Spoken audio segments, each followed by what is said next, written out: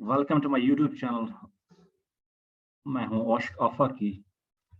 आज हम पढ़ने जा रहे हैं movement of substances through a cell membrane.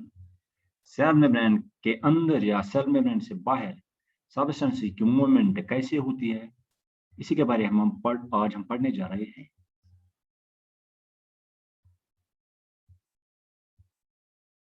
Cell membrane is not fully permeable. Cell membrane जो है हर किसी भी चीज को अपने अंदर या सेल के बाहर जाने नहीं देती। तो किन चीजों को ये अपने अंदर जाने देती है, किन चीजों को ये अपने अंदर बाहर जाने देती है, किन चीजों की मूवमेंट ये अलाउ करती है, इसके बारे में हम आगे पढ़ेंगे। तो पहले हम ये कहेंगे कि सेल मेम्ब्रेन को हम क्या कह सकते हैं, इस लिहाज से कि on the base of the substances which are allowed to pass through it. इस बुनियाद पर हम इसको ये कह सकते हैं कि it is not fully permeable, यानी कि it does not allow every type of substance to pass through it. Cell membrane is selectively permeable, यानी कि सेल मेम्ब्रेन जो है it is not fully permeable but it is selectively permeable. Fully permeable means वो surface या वो कोई भी चीज जो अपने अंदर से अपने बाहर किसी भी चीज को गुजरने देगा, उसको हम कहेंगे फुल्ली परमिएबल। लेकिन जो सेल मेम्ब्रेन है इट इज सेलेक्टिवली परमिएबल, यानी कि ये पर्टिकुलर सब्सटेंसेस, सेलेक्टेड सब्सटेंसेस को जाने देती है।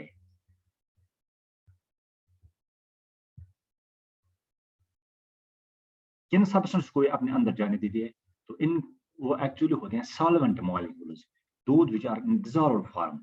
उन्हीं सब्सटेंस को ये जाने देती है, या इन फॉर एग्जांपल वाटर जो लिक्विड है इसको ये अंदर जाने देती है।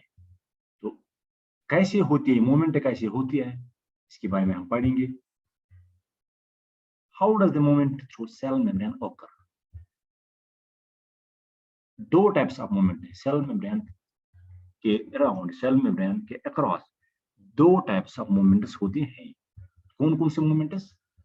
Number 1 is diffusion and number 2 is osmosis. Today we are going to study about diffusion.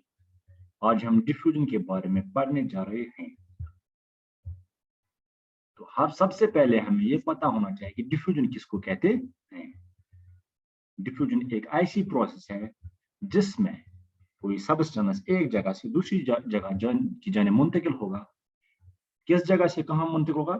ये उस जगह से मुंतकिल होगा जिस जगह इसकी तादाद में मिकदार ज्यादा हो, और उस जगह की जाने मुंतकिल होगा जिस जगह इस सब्सटेंस या उस मॉलिक्यूल की मिकदार कम हो। इसी को हम डिफ्यूजन कहते हैं।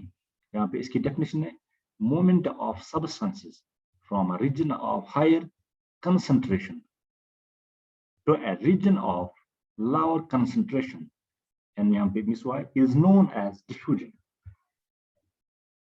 एग्जांपल क्या डिफ्यूजन की? डिफ्यूजन की एग्जांपल हम यहाँ दे सकते हैं। जो प्लांट सेल्स होती है, एनिमल सेल्स, प्लांट सेल्स में एग्जांपल उसकी डिफ्यूजन क्या है?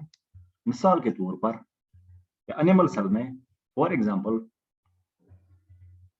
जब हम ऑक्सीजन अंदर लेते हैं तो ये ऑक्सीजन लंग्स में जाता है, फिर ये ब्लड में जाता है, फिर ये दूसरी सेल्स में मुंतकिल होता है हमारी बॉडी में।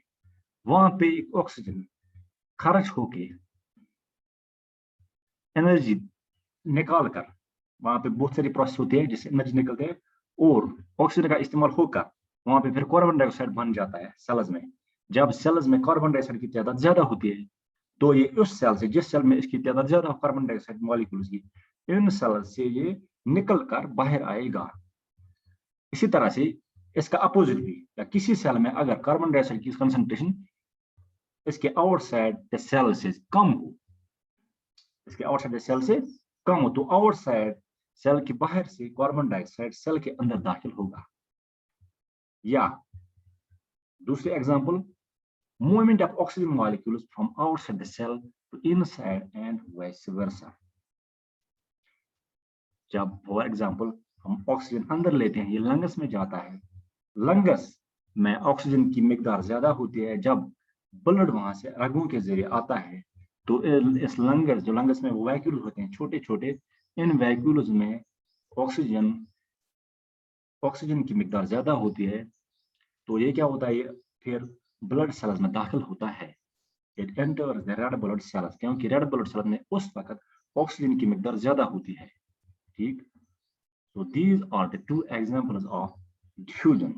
और एक मिसाल, जब आप किसी कमरे में अगरबत्ती जलाते हैं, द स्मेलिंग रॉड, तो जब ये किसी कोने में आप जलाते हैं तो इसका जो स्मेल, गुड स्मेल, जो इसकी बू, वो फिर आहिस्ता आहिस्ता सारे कमरे में फैल जाती है, यानी कि उस कोने से ये बाकी कमरे में फैल जाती है, क्योंकि बाकी कमरे में इस जो वहां से वो धुआं निकलता है जिसमें स्मेल होता है, उस धुएं की मिकदार बाकी बाकी जगहों, जो कमरे में बाकी जगह होती है, उन जगहों में उसकी मिकदार कम होती है। तो ये उस जगह से, जिस जगह ये जलाई जाती है, उस जगह से ये धुआं फैल कर, जिसमें बू होती है, वो स्मेल होता है, तो ये सारे कमरे में फैल जाता है। ये भी एक डिफ्यूजन की मिसाल है। ऐसी हमारे पास सैकड़ों मिसालें हैं। तो ये आपके लिए काफी है। आई होप आपको ये अंडरस्टैंड हुआ होगा। Thank you very much.